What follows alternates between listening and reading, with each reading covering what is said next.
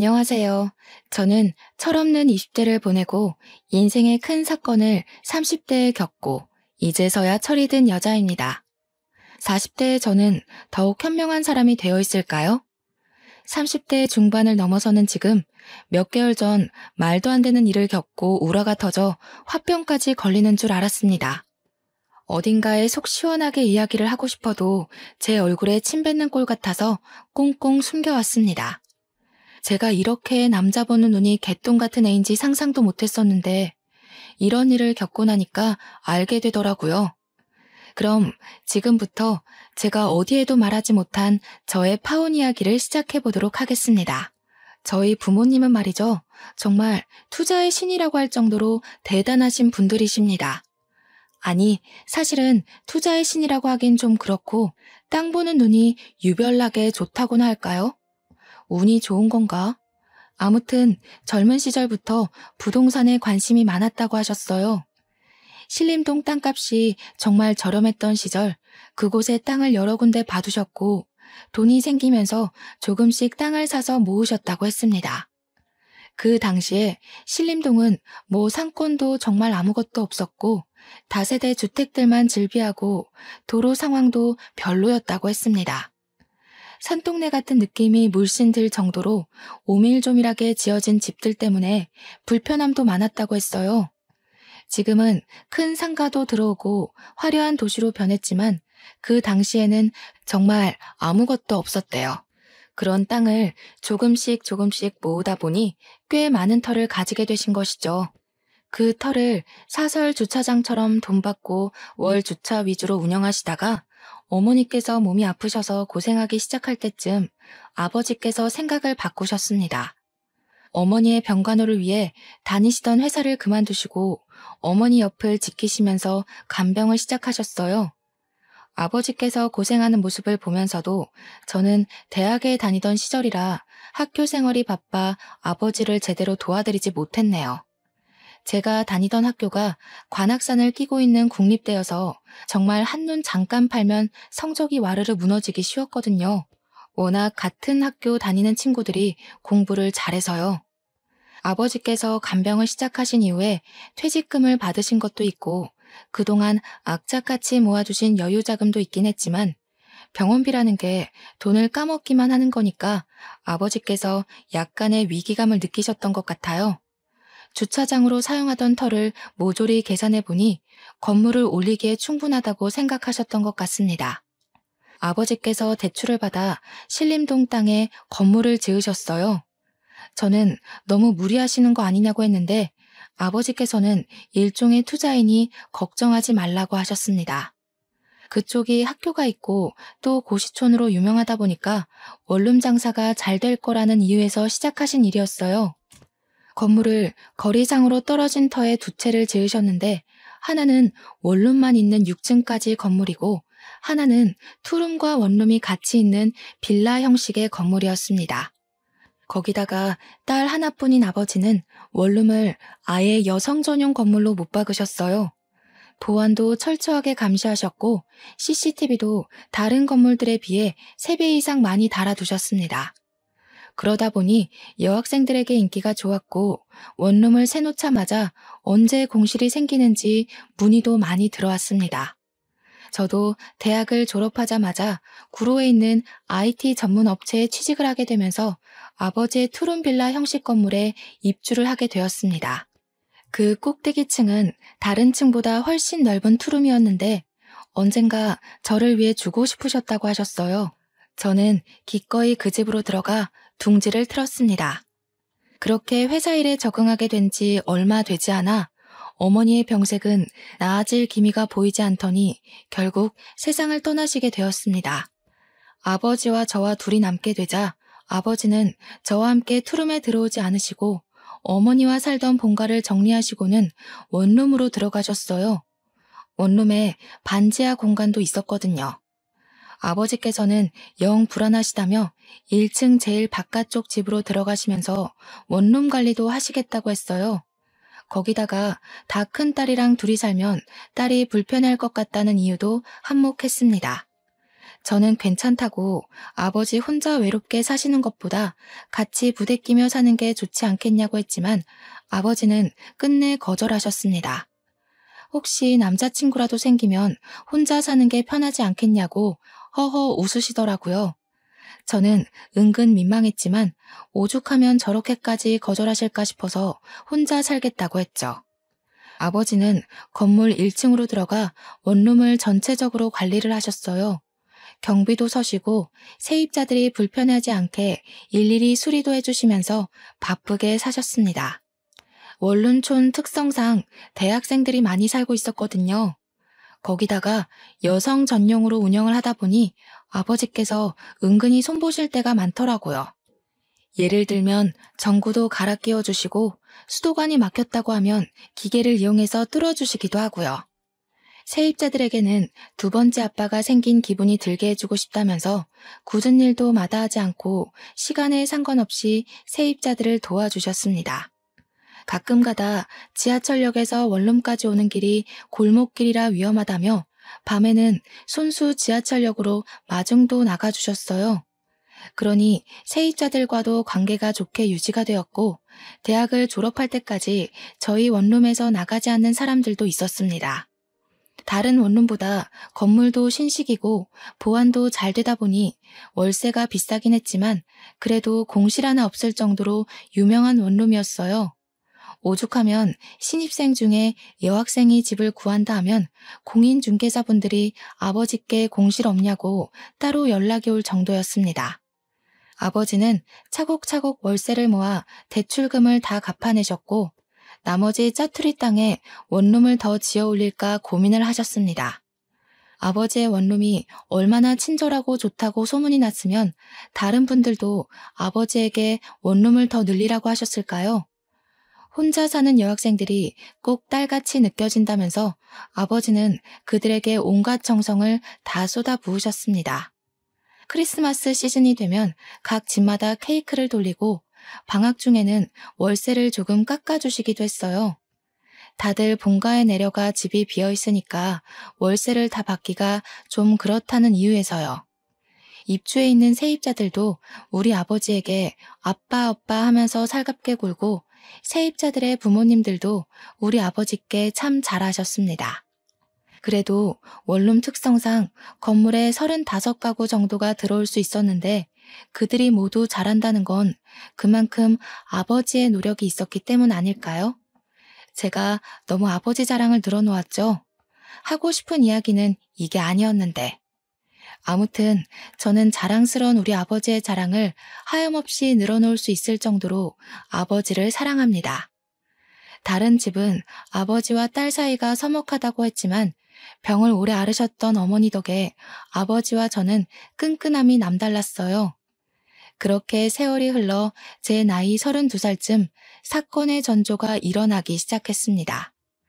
저는 그때 회사에서 대리를 달고 열심히 업무를 보고 있었을 시기였어요. IT 기업의 특성상 하루 종일 컴퓨터만 들여다보고 잘못된 소스를 찾아내야 하는 직업이었기에 피로도가 정말 남달랐습니다. 돈은 그만큼 많이 만질 수 있지만 건강을 꽤 해치는 직업이라고도 할 수 있었죠. 무료한 일상에 빠져들어 하루 종일 컴퓨터만 들여다보고 책으로 공부를 하고 쉴 틈 없이 지내고 있었어요. 그런데 저의 대학 동창이 뜬금없이 연락이 와서는 소개팅 한 번만 할 생각이 없냐고 묻더라고요. 저는 당연히 거절했습니다. 일이 바빠서 야근이 매일같이 밀려있는데 남자를 만날 시간이 어디에 있겠습니까? 거기다가 하루빨리 과장을 달고 싶은 마음에 누구보다 열심히 일을 하고 있었는데 연애할 생각도 전혀 없었고요. 그래서 대학 동창에게 정중하게 거절을 했는데 이 인간이 저를 붙잡고 계속 늘어지는 겁니다. 너무너무 괜찮은 사람이라고 남주긴 아까운데 저라서 꼭 소개를 해주고 싶다고 했습니다. 우연히 같이 술자리를 했는데 메신저에 있는 제 사진을 보고 소개를 받고 싶다고 몇 날 며칠을 졸라댔대요. 자기도 피곤하다면서 한 번만 만나달라고 애걸복걸을 하는데 도무지 그냥 넘어갈 수가 없었습니다. 왜냐하면 그 동기가 대학 시절에 조별 과제를 하면서 저를 도와준 적이 한두 번이 아니었거든요. 계속 부탁을 하니까 저도 거절할 핑계도 없고, 그래서 한 번만 만나보겠다고 했습니다. 소개팅을 하기로 한 남자는 S기업에 다니고 있다고 했어요. 그 회사가 엄청난 대기업이잖아요. 저는 전문 기업으로 빠지느라 대기업 산하에 있는 회사였거든요. 물론 소속으로 따지면 저도 대기업이긴 했지만 본사 직원과는 또 다른 느낌이긴 하죠. 너무너무 괜찮은 사람이라는 말도 있었고 승진도 탄탄대로라며 미래를 생각하면 이런 남자를 만나야 한다고 동기가 침이 마르도록 칭찬을 하더라고요. 저도 속물은 속물인지라 혹하긴 했어요. 한 번만 만나보고 별로면 두 번은 안 만난다고 못을 받고는 소개팅 자리에 나갔습니다. 첫인상은 그냥 평범 그 자체였어요. 우리 회사에서도 꽤 볼 수 있는 외모였습니다. 정말 평범함 그 자체요. 단지 회사 사람들처럼 배불뚝이는 아니었다는 게 단 한 가지의 위안이 되었으니까요. 그 나이에 앉아서 운동도 안 하고 술만 먹어서 배 나온 사람이 얼마나 많은지 다들 아시죠? 배는 없다는 사실이 안도감을 준다는 것에 웃음이 비죽 나올 뻔했지만 갈무리하고 밥을 먹었습니다. 그런데 식사 매너가 꽤 좋더라고요. 남의 음식을 탐내는 사람도 아니고 막 흘리거나 묻히거나 하면서 먹는 사람도 아니었고요. 그걸로도 나름 플러스가 되는 모습이었는데 이 사람이 은근 유머 감각이 있는 거예요. 툭툭 던지는 말이 어찌나 웃기던지 오래간만에 그렇게 웃으면서 밥을 먹어본 것 같네요. 대화도 잘 통하고 전문 분야에 대한 이야기가 나오는데 은근히 용어도 많이 알고 하더라고요. 전공도 아니고 그 분야에서 일을 하는 것도 아닌데 대화가 잘 통해서 물어보니까 저를 만나고 싶은 마음에 공부를 했대요. 그런 모습이 전부 플러스가 되면서 평범하게 생긴 얼굴이 장점 같아 보이더라고요. 더 못나지 않고 딱 평균인 얼굴이 얼마나 다행인가. 못생겼으면 밥 먹기도 싫었을 텐데 하면서 저 스스로를 다독이고 있더라니까요. 대기업 다닌다고 은근히 저 무시하거나 으스대거나 할 줄 알았는데 그런 것도 전혀 없었어요. 오히려 저에게 그 어려운 컴퓨터 언어를 다룬다면서 저를 축혀 세우더라고요. 우리 회사 사람들은 여자가 일만 하고 사근사근한 맛이 없다면서 저를 깎아내리기 바빴는데 말이죠. 제 전문 분야도 아닌 사람이 저를 위해 이 정도로 공부도 해오고 저를 올려치게 해주는 모습을 보여주는데 누가 호감 가지 않을 수 있겠어요? 자연스럽게 소개팅남과 다음 만남에 대한 약속까지 잡아버리고 집으로 돌아왔습니다. 그날부터 매일 빠짐없이 저에게 아침 인사를 문자로 남기는데 너무 센스 있게 날씨를 알려주는 거예요. 오늘은 오후에 비가 온다고 하니까 우산을 꼭 챙겨서 나가세요 하는데 맞춤법도 틀리는 거 하나 없이 온점까지 정확하더라고요. 세상에 요즘 맞춤법 틀리는 사람도 엄청나게 많잖아요. 제가 얼마 전에 회사 사람이 뜬금없이 메신저로 모르는 개 산책이라고 보내서 모르는 개를 왜 산책시킨다는 거야? 하고 있었는데 그게 모르는 개 산책이라는 말이었어요. 제가 그날 얼마나 충격을 받았는지 정말 말로 하기 힘드네요. 애프터를 그 이후로 3번 정도 더 받아서 데이트를 했어요. 시간이 지날수록 단점은 눈에 보이지 않고 장점만 보이더라고요. 딱 자기 연봉에 맞는 차를 끌고 다니고 명품에 빠져있는 사치스러운 남자도 아니었어요. 물론 저도 대충 대기업에 다니니까 서로의 연봉이 대충 가늠이 가잖아요. 그 남자도 저의 행색을 보고 느낀 것들이 있었겠죠. 아, 우리 아버지가 건물을 2채 가지고 있다는 이야기는 하지 않았어요. 아무래도 요즘 조물주 위에 건물주라는 말도 있고 아버지의 재산인데 마치 제 것처럼 느낄까봐 일부러 말하지 않았습니다. 어머니께서 돌아가시고 받은 보험금에 원룸 월세 받은 걸로 대출금은 다 갚아서 온전한 아버지의 건물이긴 하지만 저희 아버지께서도 허튼데 돈 쓰시는 분은 아니시거든요. 항상 검소하게 돈을 모으면서 투자에만 화끈하셨던 분인지라 굳이 긁어부스름 만들 필요는 없다고 생각했어요. 보통 건물주라고 하면 외제차 끌고 명품 휘감고 다니는 사람으로 오해를 많이 하시니까요. 우리 아버지는 10년째 같은 구두를 신고 다니시고 밑창이 다 드러나도 수선을 맡기면서 오래오래 한 물건을 고집하시는 분이셨어요. 딴 마음 먹고 들이대는 건 제 쪽에서 거절이라 저는 꽁꽁 숨겼습니다. 그럼에도 불구하고 이 사람은 제 모습 그대로를 사랑해 주었어요. 저는 그걸 느꼈고 갑자기 타오른 사랑을 주체하지 못하고 저희는 뜨거운 연인이 되었습니다. 그때부터는 정말 다른 연인들처럼 주말에는 데이트하느라 바빴습니다. 나이 30 넘어서 국내 놀이동산에 가서 교복 입고 데이트를 했을 때 어찌나 서로의 모습을 보고 웃었는지요.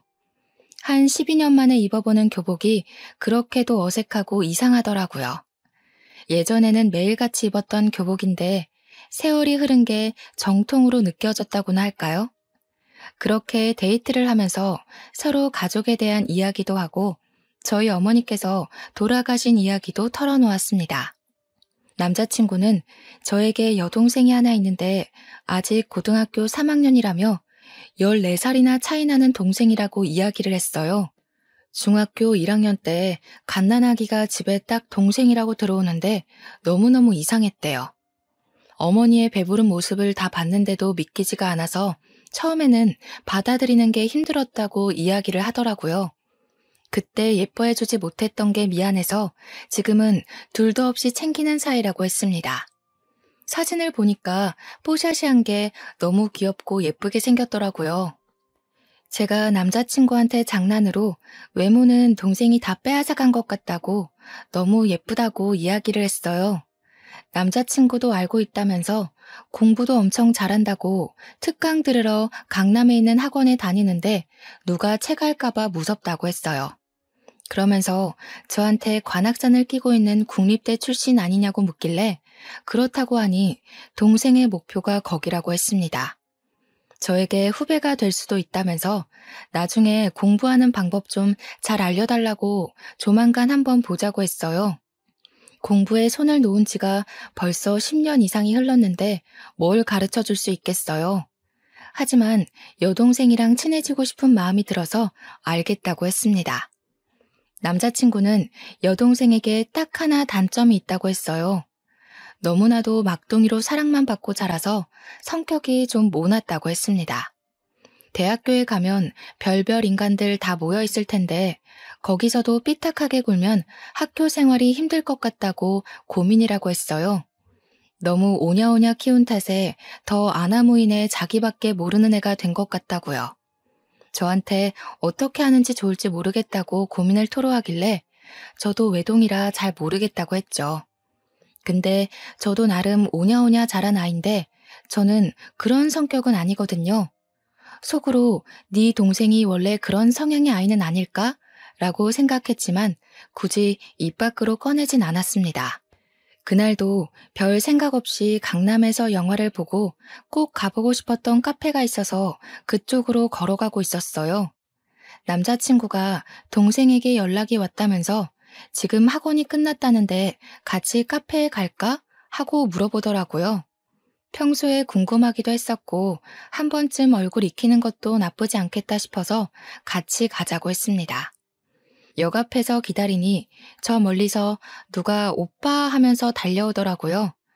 옆에 있는 저는 보이지도 않는지 남자친구만 보면서 달려오는데 사진에서 봤던 얼굴이랑 똑같았어요. 오밀조밀 예쁘게 생긴 게 딱 봐도 이쁨만 받고 자란 티가 나더라고요. 저를 보면서 웃으면서 안녕하세요 하고 인사를 하는데 인사성도 은근히 밝은데? 라고 생각했지만 그건 아주 잠시였습니다. 인사가 끝나기 무섭게 남자친구 팔짱을 딱 끼고는 둘이 막 성큼성큼 가더라고요. 제가 가고 싶었던 카페 방향이 아니라 이상한 데로 가길래 어딜 가냐고 물어보니까 여동생이 저를 보면서 제가 자주 가는 곳 있어요. 이러더라고요. 남자친구가 미안해하면서 다음에 다시 오자고 하길래 기분이 조금 상했지만 여동생을 만나는 자리니까 제가 양보했습니다. 그렇게 카페에 가서 주문을 하려는데 남자친구가 가서 주문하고 오겠다며 앉아있으라고 했어요. 여동생이랑 마주보고 앉아서 약간 어색한 공기를 느끼고 있는데 저를 쓱 한번 보더니 언니는 계산 같은 거 전혀 안 하나 봐요? 이러는 거예요. 그래서 제가 그냥 웃으면서 그게 무슨 말이냐고 물어봤더니 아니, 보통 커피는 여자가 사는 거 아닌가? 이러는 거 아니겠습니까? 대꾸할 가치가 없다고 느껴져서 그냥 피식 웃고 말았습니다. 무슨 벌써부터 조그마한 게 시누이 노릇을 하려고 하는 건지 조금 우습더라고요. 게다가 제가 IT 계열 남자만 득식을 한 곳에서 어떻게 꾸역꾸역 살아남았는지 모르니까 저를 만만하게 본 거 아니겠어요? 제가 남초 회사에서 큰 목소리를 내기까지 얼마나 많은 인내심이 필요했는지 쌈딱같이 굴어야 했는지를 모르니까요. 남자친구가 커피를 가지고 돌아오고 나서는 여동생이 한참을 저를 빤히 쳐다보다가 입을 열더라고요. 다음에 만날 때는 선물 같은 거 준비해 오시는 거 알죠? 뭐 가지고 싶은 게 있어요? 수능 끝나면 안 그래도 선물 하나 해줄까 생각하고 있었어요. 어머, 언니 센스 있으시다. 그러면 저는 태블릿 PC나 노트북 가지고 싶어요. 이야기 들어보니까 대학 다닐 때 필수라고 하더라고요. 저는 깜짝 놀랐습니다. 뭐 끽해봐야 립스틱이나 파우더 같은 걸 생각했는데 거의 150만 원에 가까운 전자제품을 사달라고 하니까요. 게다가 그걸 왜 저한테 사달라고 하는지 그런 고가의 제품은 가족들에게 사달라고 하는 게 맞지 않나요? 저도 뭐 언젠간 가족이 될 수도 있지만 지금은 남남이거나 마찬가지인데요. 결혼식장 들어갈 때까지 사람 일은 모르는 거라고 하잖아요. 어이가 없어서 그냥 빤히 바라보고 있는데 남자친구가 이리저리 눈치를 보더라고요. 언니, 제가 우리 집 정말 막둥이라서 정말 예쁨 받으면서 자랐거든요. 제가 언니 싫다고 하면 우리 오빠랑 결혼 못할걸요?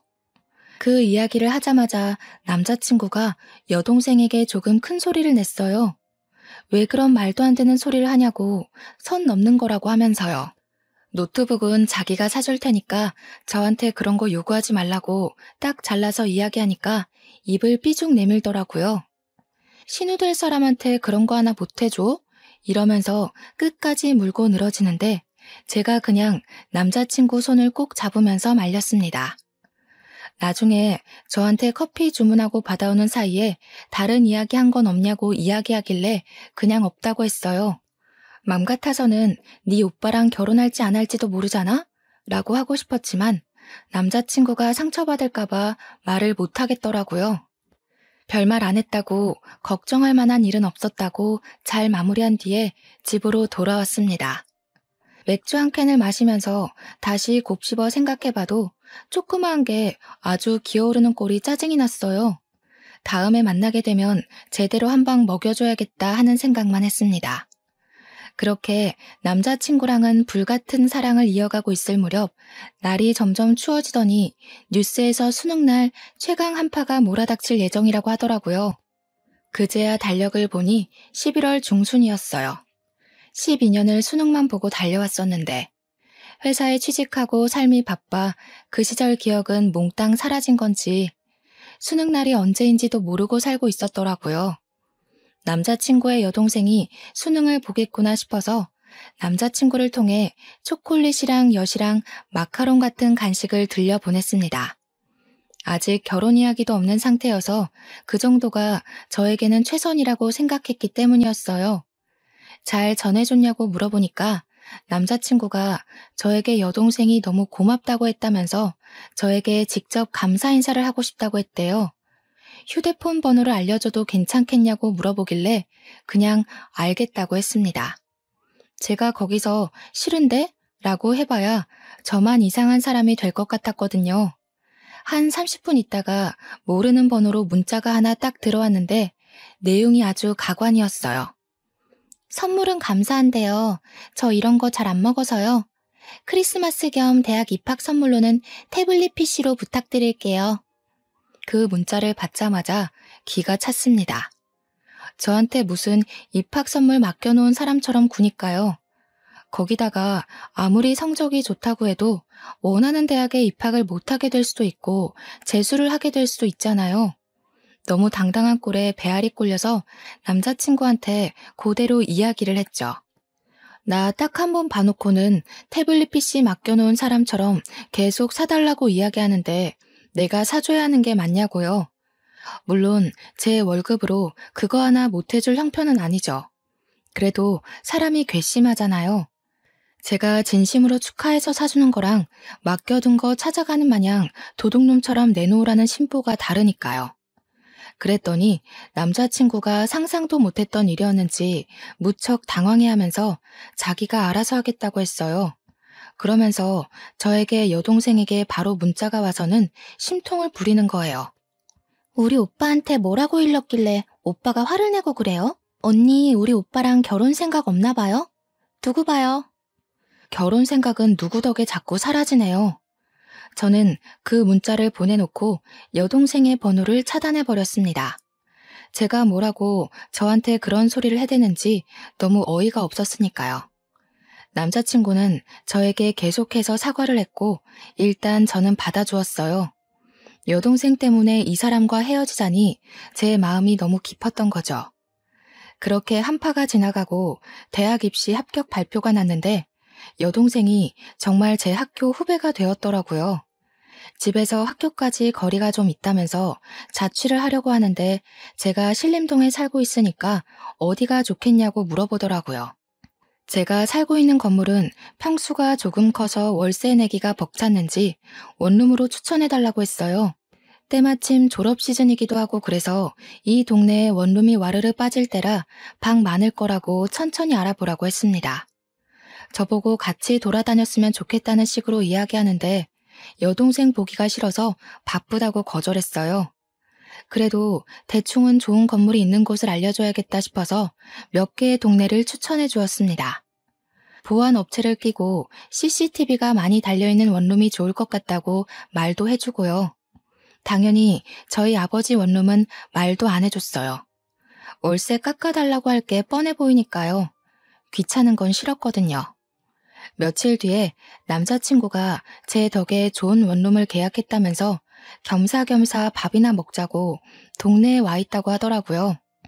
집 앞 근처라는데 거절하기도 좀 그래서 소화제 하나 챙겨 들고는 만나러 나갔습니다. 당연히 여동생도 함께 있었어요. 대학 입학한 게 신이 났는지 저한테 웬일로 살갑게 굴면서 언니 언니 하더라고요. 그러더니 슬쩍 저한테 언니 이거 어때요? 하고 사진을 보여주는데 태블릿 PC더라고요.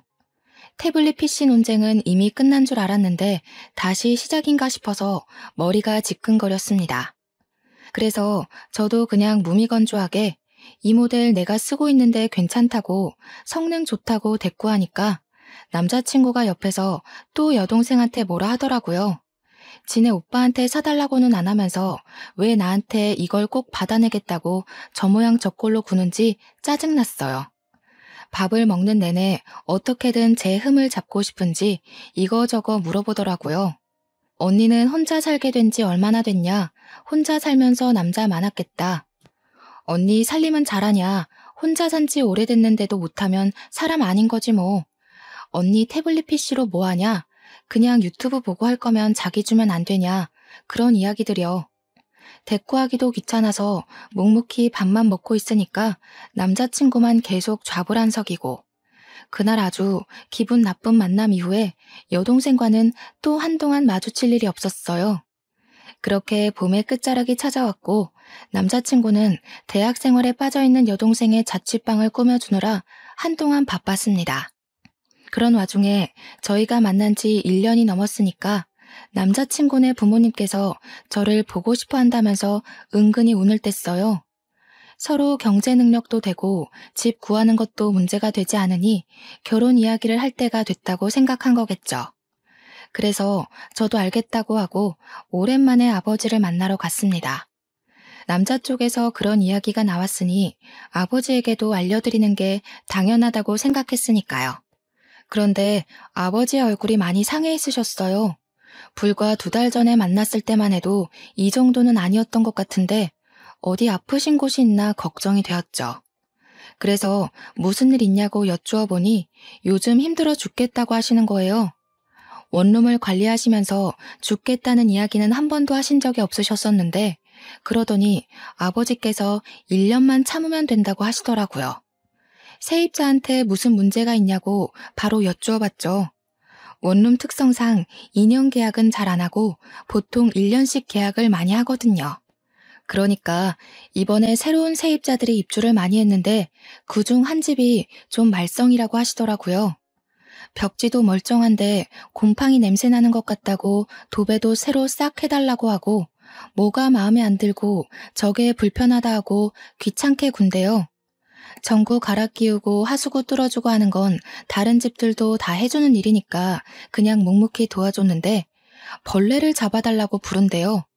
모기나 파리 같은 것도 다 잡아달라고 전화를 해서 귀찮게 한다는 거예요.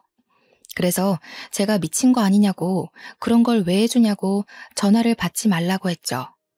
그랬더니 아버지께서 딸이라고 생각하니까 무시를 할 수가 없다고 하시면서 저에게 왜 보자고 했냐고 물어보시는 거예요.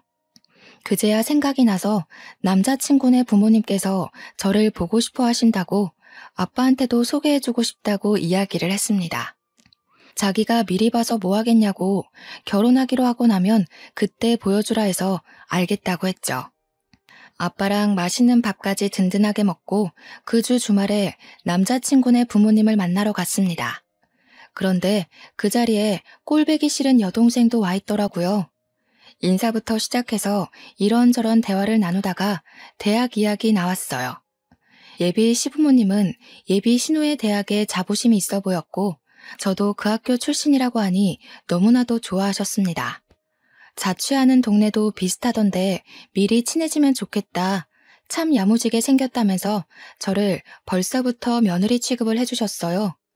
그런데 제 이야기 위주로 돌아가는 그 자리가 싫었던 건지 철없는 예비 신우가 분위기를 확 깨더군요. 근데 언니네 엄마는 왜 돌아가셨어요? 저한테는 아픈 이야기인데 저런 이야기를 아무렇지 않게 물어보는 게 솔직히 선 넘는 짓이라고 생각했어요. 그게 왜 궁금한데요? 아니 뭐 가족력이 있을 수도 있으니까요. 그런데 웃긴 게 예비 신우가 저런 이야기를 하는 동안 말리는 사람이 하나도 없었다는 겁니다. 그래서 저도 참지 않고 이야기를 했죠. 한 방 먹이고 싶다고 예전부터 생각해 왔으니까요. 아가씨 들창코인 건 왜 그렇게 생겼어요? 가족력이에요? 이러면 기분 안 나빠요? 예비 신우의 얼굴이 예쁘게 생기긴 했는데 정면에서 봐도 콧구멍이 보일 정도로 살짝 들창코였거든요. 수능 끝나자마자 계속 코 수술하고 싶다고 노래를 불렀다는 걸 예비 신랑에게 들어서 알고 있었어요.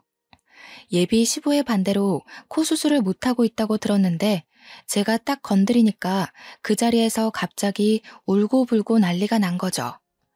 예비 신랑이 일어나자고 하길래 저는 아무렇지 않게 인사를 드리고 일어났습니다. 그랬더니 예비 신랑이 저한테 신우가 철없이 굴긴 했는데 거기서 저까지 꼭 그래야 했냐고 질책을 하더라고요. 지금 누구 편을 드는 거야? 나는 딱 한마디 했거든? 우리 엄마 걸고 넘어지는 거 절대 못 참는다고. 차라리 결혼하지 말자고 했어요. 그랬더니 예비 신랑이 놀래가지고 그런 거 아니라고 자기가 따끔하게 혼내겠다고 헐레벌떡 이야기를 하는데 믿을 수가 없죠. 제가 결혼 다시 생각해보겠다고 하고 화가 나서 집에 돌아왔습니다. 근데 예상치 못하게 예비 시모가 연락이 온 거예요. 저랑 만나서 이야기 좀 하고 싶다고. 예비 신우를 너무 버릇없이 키워서 미안하다고 사과를 하셨어요. 예비 신랑의 이야기를 들어보니까 똑 부러지고 야무진 친구던데 꼭 며느리 삼고 싶다고 생각했다면서 결혼에 대해 다시 생각하겠다는 거 빈말이길 바란다고요. 그래서 저는 솔직하게 이야기를 했습니다. 우리 어머니에 대한 이야기를 그런 식으로 소비하는 거 싫다고요. 신우가 직접 와서 저에게 사과를 했으면 좋겠다고 하니까 꼭 그렇게 해주겠대요. 그러더니 진짜 저한테 울며 겨자 먹기로 사과하러 온 거 있죠? 하기 싫은 티 팍팍 내긴 했지만 예비 신랑하고 예비 시모가 저한테 미안해하면서 그러니까 신우도 별 수 없죠. 저한테 잘못했다고 하길래 우리 어머니 이야기 2번 다신 입에도 올리지 말라고 하니 알겠다고 했어요. 그런데 이게 기폭제가 된 건지 시댁 쪽에서 더 질질 끌고 있냐고 이제 33살이니까 결혼할 나이가 됐다면서 빨리 상견례를 하자고 했어요. 뭐 신우만 아니면 나쁠 일 없겠다 싶어서 저도 좋다고 했습니다. 날짜를 맞추고 제가 예비 신랑에게 신신당부를 했어요. 절대로 신우의 입 벌리게 하지 말라고요. 우리 아버지가 상당히 자상한 아버지지만 제가 상처받는 꼴은 절대 못 보는 사람이라고 했습니다. 제가 결혼하지 말자고 한 것도 있고 강경하게 나오면 끝을 보는 성격인 걸 아는지라 예비 신랑도 알겠다고 했어요. 상견례 날짜가 다가오고 예비 신우가 사고만 치지 않으면 아무 일도 없을 거라 생각하고 아버지와 함께 자리에 나갔습니다. 이미 예비 시부모님과 예비 신우까지 전부 다 자리에 도착해 있더라고요. 그래서 안녕하세요 하고 공손하게 인사를 드리고 저희 아버지를 소개해 드렸습니다.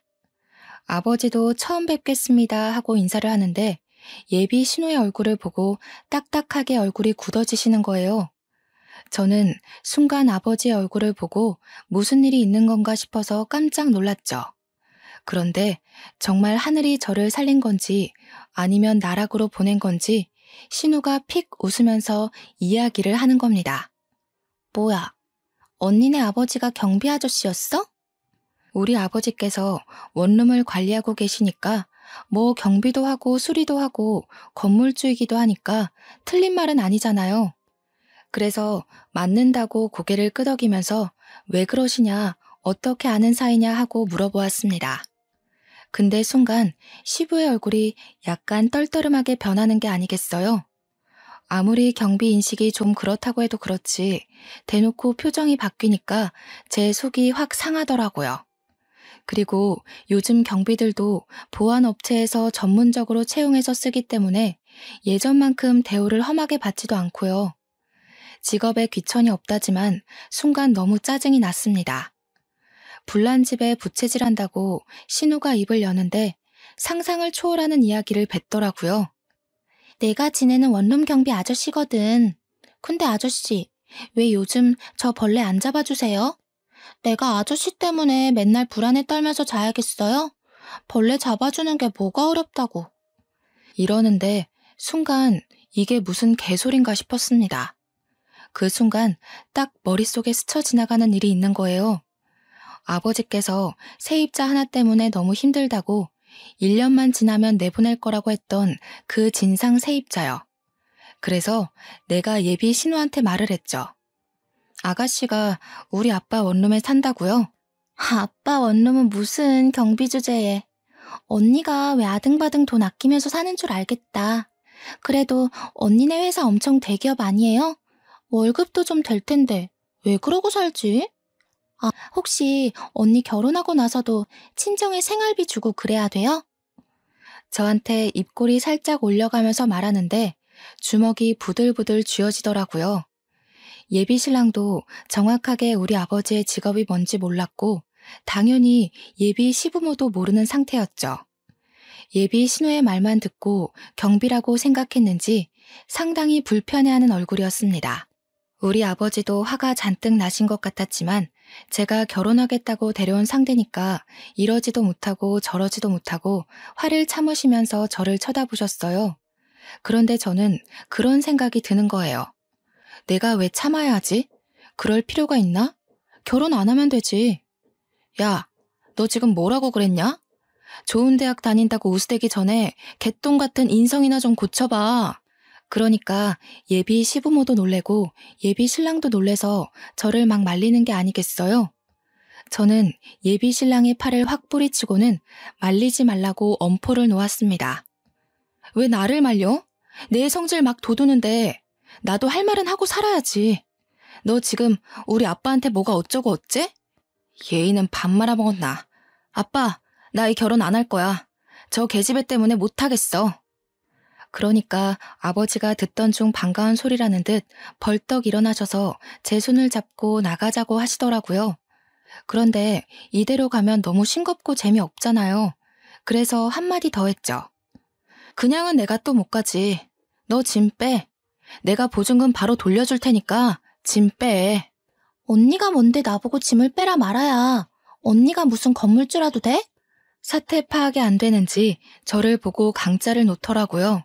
예비 신랑도 예비 시부모도 모두 이게 다 무슨 일인가 싶어서 눈치만 보고 있고요. 그때 저희 아버지께서 딱 나서서 이야기를 해주셨어요. 그래요, 아가씨. 내가 거기 건물주네. 내가 그 건물 관리도 하고 주인이기도 하고 세입자들 안전을 위해 경비도 서고는 한다네. 그러자 그쪽 가족들의 얼굴이 확 굳어지더라고요. 경비인 줄 알고 우습게 여겼는데 건물주라고 하니까요. 내가 호의를 베풀면 같이 베푸는 사람이 있고 만족하지 못하고 욕심을 부리는 사람들도 있더라고. 아가씨는 후자였지. 욕심을 부려도 유분수지 어느 건물주가 세입자 벌레를 잡아주나? 아가씨가 난리를 쳐서 내가 방역도 철저하게 하고 벌레 잡는 업체와도 계약을 했네. 그런데 아가씨네 방에서만 유독 난리도 아니더구먼.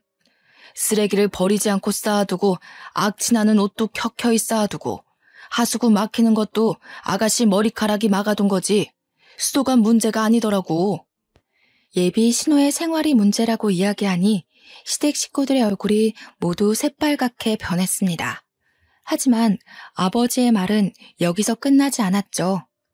예비 시부모의 얼굴을 딱 노려보시면서 정확하게 이야기를 하셨어요. 도대체 딸 자식의 교육을 어떻게 시킨 건지 더러워서 우리 건물에 데리고 있을 수가 없겠습니다. 보증금은 내일 당장 보내줄 테니 일주일 이내로 짐을 빼세요. 아니, 우리의 학기 중간인데 그러시면 어떡합니까? 계약기간이라는 게 있는데 계약기간이고 나발이고 층간소음으로 아랫집에서 항의 들어오는 것도 난리입니다. 밤마다 뭘 하는지 윗집, 옆집, 아랫집 할 거 없이 남자랑 있는 소리 들린다고 다들 난리인 거 아시오? 내가 사돈 처녀 될 사람인 줄 알고 말을 아끼려고 했는데 사돈도 아니니 숨길 것도 없지. 우리 원룸은 여성 전용 원룸인데 남자를 끌어들였으니 계약 위반 맞습니다. 20살짜리가 남자랑 놀아났다고 하니 다들 얼굴이 사색이 되고 진짜 빨갰다가 파랬다가 파란만장하더군요.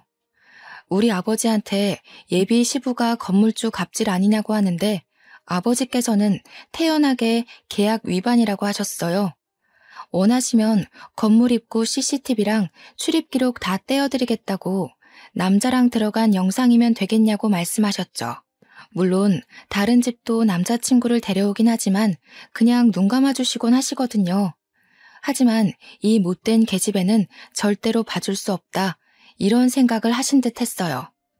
그러면서 원룸 인덕션 망가진 거, 세탁기 고장난 거, 화장실 거울 깬 거 다 합치면 보증금보다 많이 나올 것 같은데 어디로 보내주실 거냐고 쐐기를 박았습니다. 예비 시모가 도대체 뭐라고 살길래 저 모양이냐고 신호등을 짝짝 소리나게 때리는데 예비 신랑은 저랑 눈도 못 마주치더라고요. 저도 거기서 우리 더 이상 얼굴 본 일 없었으면 좋겠다고 너랑은 끝이야 하면서 아버지의 손을 잡고 나왔습니다. 시원한 가을 공기 맞으면서 딱 나오는데 갑자기 웃음이 확 터지더라고요. 아버지께 죄송해서 앞으로는 보는 눈 좀 키우겠다고 하고 아버지는 지금이라도 쫑나서 다행이라 하시고 둘이 오래간만에 떡볶이 사 먹고 맥주 한잔 했었습니다. 당연한 수순으로 아버지 원룸에서 그 못된 계집애는 쫓겨났고요. 아버지께서 인근 원룸 주인들이랑 부동산의 진상이라고 소문낸 덕분에 근처 좋은 방들은 얻지 못했다고 들었습니다. 저희 아버지가 건물주인 걸 알게 되고 제가 더 아까운 건지 뭔지 그쪽 집에서 여러 번 연락이 왔는데 다 차단해버렸어요. 저는 그 이후에 과장으로 승진을 했고 지금은 좋은 사람 만나서 알콩달콩 연애 중이랍니다.